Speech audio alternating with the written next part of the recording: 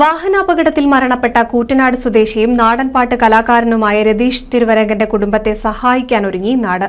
രതീഷിന്റെ കുടുംബത്തിനായി കൈകോർക്കാൻ എല്ലാ സുമനസ്സുകളുടെയും പിന്തുണ ഉണ്ടാകണമെന്ന് മന്ത്രി എം രാജേഷും അഭ്യർത്ഥിച്ചു.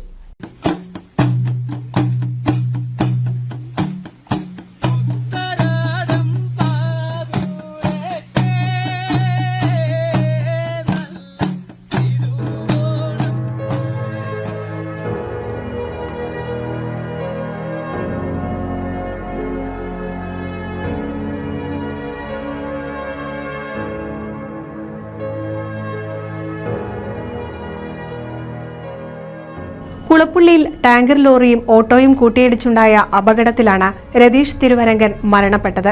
ഭാര്യയും 2 മക്കളും അടങ്ങുന്നതാണ് രതീഷിന്റെ കുടുംബം. ഏറെ സാമ്പത്തിക പ്രയാസം നേരിടുന്ന കുടുംബത്തെ സഹായിക്കാനാണ് രതീഷ് തിരുവരങ്കൻ കുടുംബ സഹായ ഫണ്ട് സമിതി രൂപീകരിച്ചിരിക്കുന്നത്.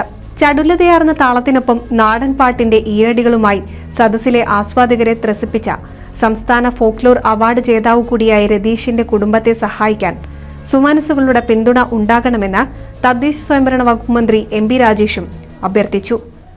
രതീഷ് തിരുവരങ്കനെ ഞാൻ നിങ്ങൾക്ക് പരിചയപ്പെടുത്തേണ്ട കാര്യമില്ല. നാടൻ പാട്ടിൻ്റെ ചടുല താളങ്ങൾ കൊണ്ട് അനേകം വേദികളെ ത്രസിപ്പിച്ച, അനേകായിരം മനുഷ്യരെ നൃത്തം ചവിട്ടിച്ച പ്രിയപ്പെട്ട നാടൻ പാട്ട് കലാകാരനും ഫോക്ലോർ അവാർഡ് ജേതാവുമായിരുന്നു രതീഷ് തിരുവരങ്കൻ.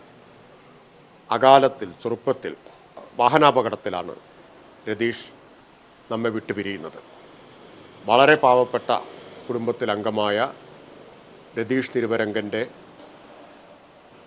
കുടുംബത്തെ സഹായിക്കുന്നതിനായി ഒരു സഹായനിധി പ്രവർത്തനം ആരംഭിച്ചിരിക്കുകയാണ്. അതിനുവേണ്ടി ഒരു ജനകീയ കമ്മിറ്റി പ്രവർത്തനം ആരംഭിച്ചിരിക്കുകയാണ്.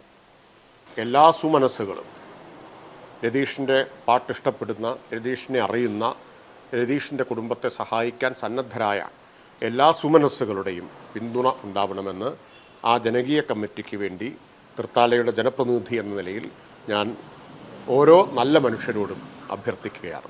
നാഗലശ്ശേരി പഞ്ചായത്ത് പ്രസിഡന്റ് വി ബാലചന്ദ്രൻ ചെയർമാനും VP രാജൻ കൺവീനറും രതീഷിന്റെ ഭാര്യ കെ ശരണ്യ ട്രഷററുമായിട്ടുള്ള ജനകീയ കമ്മിറ്റിക്കാണ് രൂപം നൽകിയത്. കൂറ്റനാട് SBI ശാഖയിലാണ് അക്കൗണ്ട് തുടങ്ങിയിരിക്കുന്നത്.